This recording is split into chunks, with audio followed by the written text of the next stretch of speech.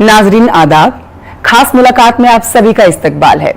जैसा कि आप जानते हैं कि हर बार हम आपकी मुलाकात एक खास हस्ती से करवाते हैं, तो आज प्रोग्राम की इसी कड़ी को आगे बढ़ाते हुए आपकी मुलाकात करवा रहे हैं सपना काचू जी से, जो कि क्लासिकल सिंगर है। सपना जी, बहुत स्वागत है आपका। धन्यवाद, बहुत बहुत। सपना जी, क्लासिकल सिंगिंग की शुरुआत आपने बचपन से की। हमारे नाजरीन सबसे पहले आपसे यही जानना चाहेंगे, बचपन से आप क्लासिकल सिंगिंग में हैं, कैसे दिलचस्पी आई, कैसे शुरुआत की? जब 10 साल की थी तो पेरेंट्स ने नोट किया कि वॉइस अच्छी होगी, उन्होंने देखा कि बच्चे में टैलेंट है। तो फादर की एक्चुअली अच्छी आवाज़ थी, वॉइस, वो he was not into professional singing, but वो उनकी आवाज़ अच्छी थी। He was a good natural singer. तो शायद कहीं ना कहीं डाउन द लाइन उन्हीं के जीन्स आए हैं, जिस कारण से आवाज़ अच्छी होने का आभास होना शुरू किया। तो घर के नज़दीक इंस्टीट्यूट था जहाँ संगीत की तालीम दी जाती थी, उसका नाम था गंधर्व महाविद्यालय। वहाँ पर जाकर संगीत की तालीम लेनी शुरू करी, वहाँ सीखती रही। जो प्रयाग संगीत समिति है, वहाँ से एग्जामिनेशंस भी दिए, first year, second year, third year, like that. उसके बाद आगे आगे जब बढ़ी तो फिर ग्रेजुएशन में म्यूज़िक लिया, उसके बाद पोस्ट ग्रेजुएशन में म्यूज़िक लिया, फिर एमफिल दिल्ली यूनिवर्सिटी से करी, पीएचडी दिल्ली यूनिवर्सिटी से करी। वहाँ पे फिर music as an independent subject की फ्रीडम मिली अपनी आज़ादी से गाने की। तो सपना जी, आप संगीतकार हैं, आप माँ हैं, आप दिल्ली यूनिवर्सिटी में प्रोफेसर भी हैं, कैसे इन सब चीज़ों को संभाल पाती हैं आप? देखिए, जब इंसान कुछ करना चाहता है तो बाधाएं तो ऑब्वियसली होती हैं, बट करने वाले को कोई रोक नहीं सकता, वो रास्ते अपने आप निकलते जाते हैं। तो घर भी बैलेंस हो जाता है एंड आपकी प्रोफेशनल लाइफ भी इजीली बैलेंस हो जाती है अगर आप अपने टाइम मैनेजमेंट अकॉर्डिंगली करें। तो सबसे पहले तो ये कहूँगी कि टाइम मैनेज कर लेती हूँ अकॉर्डिंगली, कि बेटे को कितने से कितने टाइम देना है और कामों को कितनी कितनी देर देनी है, फैमिली लाइफ को कितनी कितनी देर देनी है, लाइक दैट। रियाज को कितनी देर देनी है, गुरु के पास जाने को कितनी देर देनी है। तो ये सब चीज़ें स्क्रूटनाइज करने से ही टाइम मैनेजमेंट इजीली कर पाती हूँ। जी, आपसे जरूर हमारे नाजरीन जो हैं वो सुनना चाहेंगे, आप कुछ गुनगुना दीजिए उनके लिए। एक शास्त्रीय गीत की 2 लाइन्स आपको सुना देती हूँ। सियामों से बोल बतिया, सियामों से बोल बतिया, सियामों से बोल बतिया, तड़पाता हूँ सारी रतिया, सियामों से बोल बतिया, सियामों से बोल बतिया, सैया। बहुत खूबसूरत सपना जी, बहुत ही सुंदर आपने नज़्म सुनाई और हम एक अलग ही दुनिया में चले गए ऐसा लगा। लेकिन सपना जी, संगीत की शिक्षा आज बहुत सारे बच्चे लेते हैं, आपके खुद बहुत से स्टूडेंट्स हैं। शिष्य और गुरु में संगीत के क्षेत्र में कैसा संबंध होता है? आपने बहुत ऊंचा सवाल किया और बहुत अच्छा सवाल किया। वही होता है जो एक स्टूडेंट और ट्यूटर में फ़र्क होता है, वो टीचिंग में। जो स्टूडेंट होता है, ट्यूटर के अंडर जो टीचिंग होती है वही यूनिवर्सिटी या कॉलेज लेवल पर होती है। स्टूडेंट आते हैं, तालीम लेके चले जाते हैं, उन्हें कई बार डिग्री लेने का लालच होता है, कई बार उनको ये लालच होता है कि वो सिंगर बन जाएंगे, चाहे उनमें वॉइस हो या ना हो। कई बार उनको ये होता है कि वो 1-2 अपने एल्बम रिलीज़ करना चाहते हैं। कई बार उनको ये होता है कि जल्दी से ग्रेजुएशन कंप्लीट करें तो पोस्ट ग्रेजुएशन में एडमिशन लें, फर्दर डिग्री स्टडी के लिए आगे जाएं। यानी सिंसेरिटी लेवल स्टूडेंट में थोड़ा कम है। ये हो गया टीचिंग का। जहाँ तक गंडाबंद यानी गुरु शिष्य को कहते हैं गंडाबंद टीचिंग, दैट इज़ कि जब आप एक गुरु के पास जाते हैं, नतमस्तक होते हैं, उनको कहते हैं कि आप हमें कुछ दीजिए, हम आपके कृतज्ञ हैं, हम आपके लिए कुछ भी करेंगे गुरुजी, एंड आप बस हमें तालीम दीजिए। वहाँ पर सिंसेरिटी लेवल में बहुत फ़र्क आ जाता है। वहाँ पे सिंसेरिटी लेवल इंसान का ज़्यादा होता है as compared to teacher and student relationship. कई बार गुरु में भी सिंसेरिटी लेवल इसलिए ज़्यादा होता है क्योंकि वो चाहता है कि बच्चा जब सब कुछ छोड़ने को तैयार है, मेरे पास आया है, इसका मतलब है कि वो चाह रहा है कि आगे बढ़ना। ऐसे में गुरु अपना सब कुछ त्यागते हैं। कई बार वो फीस भी नहीं लेते, कई बार वो उन्हें अपने घर में ही रखते हैं जिससे कि 24 घंटे एक्सेस रहे गुरु की, और जब गुरु तालीम देना चाहे बच्चा रेडिली अवेलेबल हो। तो guru teaching and student teacher relationship में बहुत अंतर है, there is a wide gap. और एक बहुत खूबसूरत बात है, गुरु का इतना पाक संबंध अपने शिष्य से होता है कि बिना गंडा बांधे, अगर गुरु घरानेदार हैं तो बिना गंडा बांधे वो आपको तालीम नहीं देंगे, वो आपको शिष्य नहीं बनाएंगे। जब एक बार आप गंडा बांध देते हैं फिर आप उनके ऑफिशियल स्टूडेंट बन जाते हैं, और जो को फेलो जो साथ में सीख रहे होते हैं वो बन जाते हैं। जो है ये मैंडेटरी है जी, घरानेदार गायकी में, घरानेदार तालीम में। तो और जो साथ सीख रहे होते हैं वो आपके गुरु भाई बहन बन जाते हैं, यानी complete pure relationship of a Guru and a student. शिष्य और गुरु का इतना पाक बहुत ऊंचा दर्जा है। तो आपके परिवार से पहला रिएक्शन क्या आया था सामने जी, क्लासिकल सिंगिंग में आपका इंटरेस्ट दिखा? हाँ, मैं तो सीख ही रही थी, मैं तो पहले भी सीखती थी, बट ऑफिशियल सीखना शुरू किया आज से 15-20 साल पहले दिल्ली घराने के उस्ताद इकबाल अहमद खान साहब। ये घराने होते हैं संगीत में या तबले में, घराने होते हैं। जैसे इवन नृत्य में दिल्ली घराना, पटियाला घराना, अजराड़ा घराना, आगरा घराना, ग्वालियर घराना, ये सब तालीम देते हैं। तो जब आपका गंडा बन जाता है तो आप ऑफिशियल स्टूडेंट बन जाते हैं और आपकी ऑफिशियल तालीम शुरू हो जाती है। ठीक है। तो ये हो गई गंडा बंद तालीम। तो मैं तो ऑलरेडी सीख रही थी, ये कह रही हूँ कि उस्ताद इकबाल अहमद खान साहब से, दिल्ली घराने के खलीफा से तालीम मेरी चल ही रही थी। ठीक है, फिलहाल एक छोटे से ब्रेक के लिए हमें यहाँ रुकना होगा। ब्रेक के बाद हम लौटेंगे और सपना जी से कुछ और बातचीत करेंगे और उनसे गीत गुनगुनवाएंगे। छोटे से ब्रेक के बाद जल्द लौटते हैं। ब्रेक के बाद आपका इस्तकबाल है। आइए सपना जी से बातचीत का सिलसिला आगे बढ़ाते हैं और कुछ और दिलचस्प उनके किस्से जानते हैं।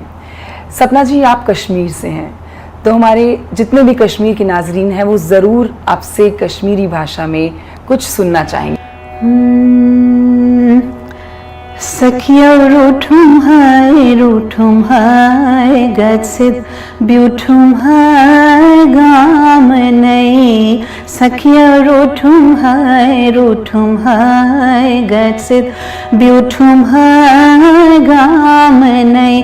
तति विघ्न्यु ड्यूठुम हाय बचार दिमना जाम नहीं। तति विघ्न्यु ड्यूठुम हाय बचार दिमना जाम नहीं। सखिया रूठुम हाय गसिद ब्यूठुम हाय गाम नहीं। बाल पेट नादा लाए से बसास से ताराए साए। छन छन करस रोने दाम नहीं बचा दिमना जाम नहीं। सखिया रूठुम हाय गसिद ब्यूठुम हाय गाम नहीं। बहुत ही खूबसूरत सपना जी, बहुत ही सुंदर। जो आपने गुनगुनाया वो दिल को छू गया और बहुत ही मीठी आपकी आवाज़ है। सपना जी, कोविड के दौरान बहुत सारे बदलाव आए, आपने बहुत सारे मुल्कों में अपना परफॉर्मेंस दिया होगा। याद करती थी आप, क्योंकि कोविड में तो सब कुछ बंद था, स्टेज शोज में जाना, अलग अलग मुल्कों में जाके परफॉर्मेंस देना? जी ज़रूर मिस करती थी हर चीज़। Everything came to a standstill. जो फॉरेन कंट्रीज़ परफॉर्मेंस के लिए गई हूँ वो सारी बंद हो गई। वहाँ पे भी कोविड में कितने अनहैपनिंग्स हुई, ट्रेजिडीज़ घटी, उस कारण सब बंद हो गया था। परफॉर्मेंसेस, स्टेज शो सब बंद। कौन सी कंट्रीज़ में आपने परफॉर्मेंस दिया था? इनविटेशन आए जी, Pakistan high commission, Britain high commission and Kashmir overseas association America. जी। जी, तो ये सारा बंद हो गया था। इनफैक्ट जो पढ़ाई जो यूनिवर्सिटी जाके पढ़ाई जो बच्चों को पढ़ाती थी, वो भी यूनिवर्सिटी सब क्लोज थी, स्कूल कॉलेजेस एवरीथिंग क्लोज्ड। जो performances, Habitat, India International Centre, AP Centre, इन सब में सब कॉन्सर्ट्स वगैरह सब बंद कर दिए थे ड्यू टू। तो स्टेज शोज के दौरान की कोई ऐसी याद जो आपको कोविड में बहुत आई हो, कोई ऐसा किस्सा जो आप हमारे नाजरीन से जी, साझा करना एक चाहेंगे? जगह दिल्ली में कॉन्सर्ट था क्लासिकल म्यूज़िक का, तो वहाँ पे जब गाने पहुँची तो वहाँ से टीवी वाले टीवी से आ गए, उन्होंने बोला जी आपको न्यूज़ में दिखाना है। तो ये बहुत अच्छी हैपनिंग लगता है, you know, obviously one gets a high. बहुत अच्छा लगा। फिर फॉरेन में अब्रॉड जहाँ परफॉर्मेंस कर रहे थे, वहाँ पर ऑडियंस से एक लड़की निकल कर आई, उसने बोला मैडम आपसे दौलत राम कॉलेज में आपकी पढ़ी हूँ, आप वहाँ पढ़ाती हैं। तो फॉरेन कंट्री में कोई आपके अपने मिले तो कितना अच्छा लगता है कि उन्होंने कहती वो अपनी दौलत जहाँ पढ़ाती हूँ, Daulat Ram college for women, वहाँ की पास आउट होगी। तो उसने वहाँ रिकॉग्नाइज किया, उससे बहुत खुशी हुई। फिर एक और अच्छा इंसिडेंट था, बीबीसी लंदन रेडियो वाले आए इंटरव्यू के लिए, वहाँ इंटरव्यू हुई। तो all these things obviously give तो आपकी सबसे बेहतरीन परफॉर्मेंस जो आपको लगती है कहाँ पर रही, और उसका कोई आप हमें कुछ 4 लाइनें हमारे नाज़रीन के लिए गुनगुनाएंगी? तो ये एक नेवर एंडिंग स्ट्रगल होता है जी। जिस दिन आप गाते हैं, जैसे एक रनर रोज दौड़ता है, जिस दिन नहीं दौड़ेगा उस दिन टांगे बैठ जाएंगी। ठीक। तो संगीत में भी ये है कि अगर आपको प्रोफेशनल आर्टिस्ट बनना है तो आपको डेली रियाज करना है। जिस दिन आपका रियाज नहीं होगा उस दिन आप रिजल्ट्स नहीं देंगे।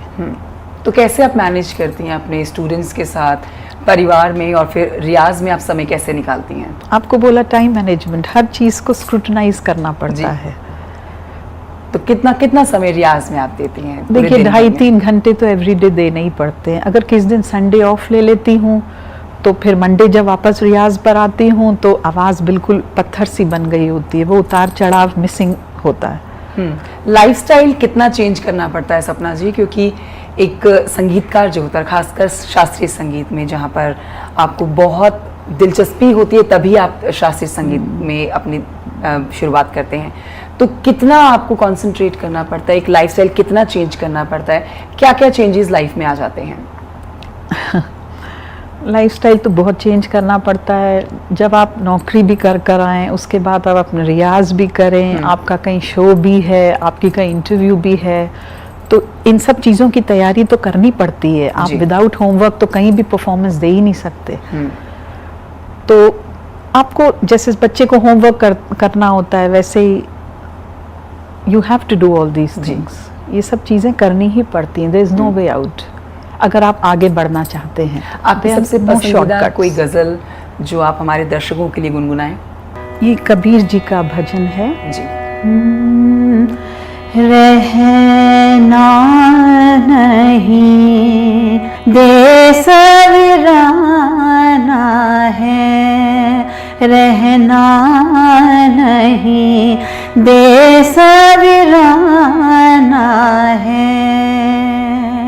ये संसार कागज की पुड़िया, ये संसार कागज की पुड़िया, बूंद पड़े गल जाना है, देश वीराना है, रहना नहीं देश वीराना है। बहुत खूबसूरत, बहुत ही दिल को छू लेने वाले शब्द और आपकी आवाज़ बहुत सुंदर। एक और बहुत ही छोटी सी ब्रेक का यहाँ वक्त हो गया है, कहीं मत जाइए। इस ब्रेक के बाद हम ब्रेक के बाद आपका स्वागत है। तो बहुत सारी बातें सपना जी से हो रही हैं, बहुत सुंदर नज़में भी हमारे तमाम नाज़रीनों को गुनगुना के सुना रही हैं। सपना जी, जब आप बाहर स्टेज शो के लिए जाती थी, अलग मुल्कों में जाती थी, आपको बहुत प्यार लोगों से मिलता है और आपके फैंस भी बहुत हैं। कैसा लगता है जब इन फैंस को आप देखती हैं, आपको सम्मानित किया जाता है, तो क्या मन में चलता है? कंचन जी, यही लगता है कि और आगे बढ़ूं और आगे बढ़ूं। अगर ये जज्बा दिल में ना हो तो इंसान ये मेहनत करे क्यों? ठीक है। ये जज्बा ही तो दिल में है कि लोग रिकग्नाइज करें, आपको तारीफ करें। जैसे आप जैसे इंटरव्यू के लिए आपने बुलाया है, जी। फॉरेन जाऊं, ऑटोग्राफ्स दूं, ऑटोग्राफ जैसे जी। देती हूँ तो खुशी होती है। जी। तो इन सब चीज़ों के लिए तो इंसान मेहनत करता है। हमारे बहुत सारे नाज़रीन आपको सुन रहे हैं, जिनमें बहुत यंगस्टर हैं, आपसे बहुत इंस्पिरेशन वो ले रहे होंगे। वो ज़रूर जानना चाहेंगे कि आपके मायने में संगीत की परिभाषा क्या है? What is the definition of music according to you? संगीत तो भगवान शंकर भी बजाते थे। संगीत सरस्वती देवी के भी हाथ में है, उनके हाथ में वीणा होती है। जी। संगीत कृष्ण भगवान भी बांसुरी बजाते हैं। तो संगीत तो इतना प्राचीन है। संगीत तो वैदिक टाइम से, उससे पहले 5000, जब से दुनिया भी शायद नहीं थी तब से, भगवान सोचिए जब कह रही हूँ, तो संगीत तो तब से है, था, आगे भी रहेगा। कण कण में संगीत है, हर चीज में संगीत है। जीवन ही संगीत। जीवन ही संगीत है। अब देखिए, कोई बच्चा पैदा होता है, जहाँ से जिंदगी की शुरुआत होती है, संगीत से ही चमचम बजा के, डम डम बजा के बच्चे का स्वागत करते हैं। बच्चा बड़ा होता है, घर में पूजा पाठ द्वारा संगीत देखता है, रामायण देखता है, अच्छे संस्कार उसमें संगीत के द्वारा ही डाले जाते हैं। आगे और बच्चा अच्छा करे, उसको संगीत की शिक्षा दी जाती है। आगे बच्चा बड़ा होता है, उसकी शादी ब्याह होता है, उसमें भी संगीत एक मेजर पार्ट अदा करता है। जब इंसान खत्म हो जाता है तो भी संगीत द्वारा ही उसका सब मुक्ति मिलती है। तो संगीत तो पैदा होने से लेके अंत तक था, है और रहेगा। आपको विरासत में संगीत मिला। आपके पिताजी भी, आप बता रही थी कि गाते थे, शास्त्रीय संगीत में थे वो। आपकी इस विरासत को कोई आगे बढ़ाने वाला है आपके परिवार से कोई? अभी तो खुद ही सीख रही हूँ जी। एंड सीखते सीखते शायद 5 साल 10 साल में उस लेवल पे पहुंचूं जब आप ये सवाल कर सकें। अभी आप ये सवाल ना करें। सपना जी, मेरा एक सवाल आपसे है कि आप बॉलीवुड में किसी को पसंद करती हैं? कि आप बॉलीवुड म्यूजिक सुनती हैं? बॉलीवुड म्यूजिक सुनती हूँ, अच्छा संगीत ही सुनना प्रेफर करती हूँ। क्या मतलब फर्क तो मेजर है, बहुत बड़ा है। आपके हिसाब से आप कैसे हमारे नाज़रीन को समझाएंगी, क्या फर्क आपको लग जाता है आज शास्त्रीय संगीत और आजकल के सिंगर्स वन सॉन्ग वंडर हैं, पर पहले टाइम के जो सिंगर्स थे, किशोर कुमार जी, लता मंगेशकर जी, उन पे तो सरस्वती विराजमान होती थी। जी। तो इनका संगीत ही सुनो तभी कुछ हासिल कर पाऊंगी। आजकल अब खुद ही सीख रही हूँ, ऊपर से अगर नॉनसेंस म्यूजिक सुनना शुरू कर दिया तो बिल्कुल ही बेसुरी हो जाऊंगी। पुराने गीतों को आप सुनती हैं? जी, पुराने गीतों। तो कौन आपके पसंदीदा संगीतकार हैं? बहुत हैं। लता मंगेशकर जी तो कोई बात ही नहीं, आशा भोसले जी। और क्लासिकल म्यूजिक की बात क्लासिकल म्यूजिक में देखिए, पहले तो भीमसेन जोशी थे जी। पहले उस्ताद बड़े गुलाम अली खान साहब थे, उस्ताद आमिर खान साहब थे, जिनको अपनी क्लासिकल पे हूबहू कमांड था। एंड पंडित भीमसेन जोशी जी बाद में हो। उसके बाद आजकल उस्ताद राशिद खान साहब हैं, जो संगीत की शिक्षा भी देते हैं, साथ में ही is a performer also of high calibre. Sapna ji, आप प्रोफेसर भी हैं, आपके पास बहुत से बच्चे तालीम लेने आते हैं संगीत की। क्या मन में चलता है कि इनको कितना समय लग जाएगा? क्योंकि आप आज भी कह रही हैं कि आप सीख रही हैं और सीखने की उम्र कभी खत्म नहीं होती। उन बच्चों में और अपने आप में क्या आप अंतर देखती हैं? क्या लगता है उन बच्चों में भविष्य में शास्त्रीय संगीत को और आगे ले जाने की वो शक्ति दिखती है? सब में नहीं, सब में नहीं। अगर एक क्लास में 100 स्टूडेंट्स हैं तो मुश्किल से 1 या 2 ऐसी होती होंगी। एंड उसके बाद भी जब वो आगे अपनी पढ़ाई जारी करती होंगी, उनकी कहाँ तक तालीम को फुल स्टॉप लग जाता है, कहाँ तक वो परफॉर्म कर पाती हैं, कहाँ तक वो अपने करियर को आगे परस्यू कर पाती हैं, मुकद्दर कितना साथ देता है, गुरु का आशीर्वाद कितना साथ देता है, उनकी घर गृहस्थी की परिस्थितियां कैसी हैं, उन्हें गाने दिया जाता है कि वो अपने घर पर ही हर वक्त फोकस रहती हैं। तो ये सब चीज़ें बहुत मैटर करती हैं इंसान को आगे या ना आगे ले जाने में। संगीत की दुनिया साधना से जुड़ी है सपना जी, तो आज के समय में आपको लगता है कि बच्चों का जितना इंटरेस्ट आज वेस्टर्न म्यूजिक में है, वो उतने ही इंटरेस्ट से क्लासिकल म्यूजिक को कंटिन्यू कर पाएंगे? क्योंकि शुरुआत हर कोई कर लेता है, हर कोई चाहता है कि हम क्लासिकल म्यूजिक में जाके इंटरेस्ट में अपना उस परस्यू करें, उसकी पढ़ाई करें, उसके बारे में जानें, क्लासिकल सिंगर बने, लेकिन शुरुआत से एंड तक क्या वो चीज़ कंटिन्यू हो पाती है? आपको बोला मुकद्दर भी बहुत पार्ट प्ले करता है, गुरु का आशीर्वाद बहुत पार्ट प्ले करता है, आप अपने संगीत में रियाज को कितनी देर दे रही हैं वो मैटर करता है, आप किस घर परिवार से जुड़ी हैं वो आपको संगीत में आगे ले जाने में यस कहते हैं या नो कहते हैं। There are lots of things into it. समय इतनी ही इजाजत दे रहा है हमें, लेकिन जाते जाते आप हमारे नाजरीन के लिए कुछ अपनी पसंद का गुनगुना दीजिए। राग शुद्ध सारंग में एक बंदिश सुना देती हूँ। नी सा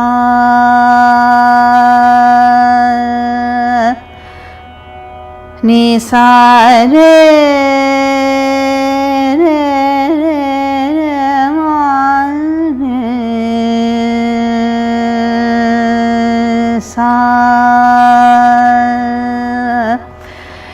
जा रे जा रे जा रे कगवा, जा रे जा रे जा रे कगवा, पिया सो संदेशा मोरा कहो, जा रे जा रे जा रे कगवा, जा रे जा रे जा रे कगवा, जा रे जा मारे सनी सा, जा रे नि सा नि पा मा परे मारे सनी सा, जा रे नि सा रे मरे मा पा नि सा रे मारे सनी सा रे सनी पा मा परे मारे सनी सा रे मा पा, जा रे जा जा रे जा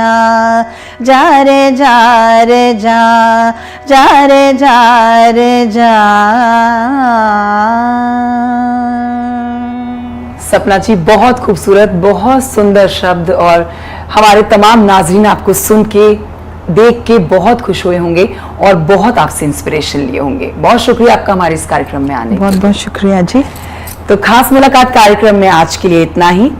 अगली बार किसी नई हस्ती के साथ फिर से लेकर आएंगे खास मुलाकात। तब तक के लिए आदाब।